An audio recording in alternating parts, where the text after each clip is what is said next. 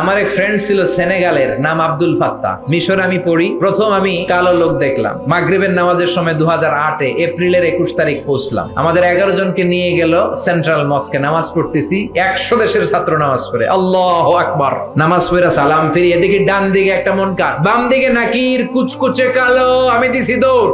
আমাকে যারা রিসিভ করেছে বলল, ভাই মিজান দৌড়াও কেন? আমি কই এরা কারা? কই এরাই তোমার বন্ধু।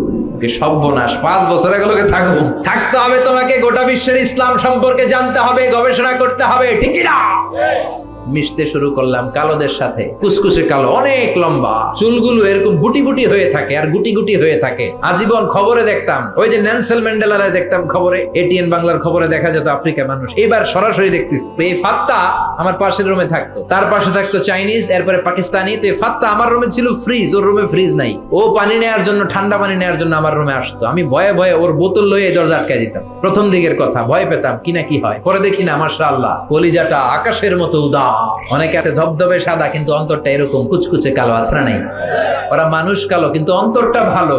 কি বন্ধুত্ব হয়ে গেল আমাদের মধ্যে, ফ্রেন্ডশিপ। একবার আয়েশা বলে, এই Mizan, how did you become so white? আমি এত কালোর কালো, তুই এত সাদা চামড়ার হলি কেমনে? ইসলাম বলে কালো সাদায় পার্থক্য নাই। ঠেলাওয়ালা, কুলি মজুর, দিন মজুর, প্রধানমন্ত্রী, প্রেসিডেন্টে পার্থক্য নাই। আপনি মসজিদে যদি ঢুকেন, প্রেসিডেন্ট যেই কাতারে দাঁড়াবে, কুলিওয়ালা ঠেলাওয়ালা ওই কাতারে দাঁড়াবে, ঠিক কি না?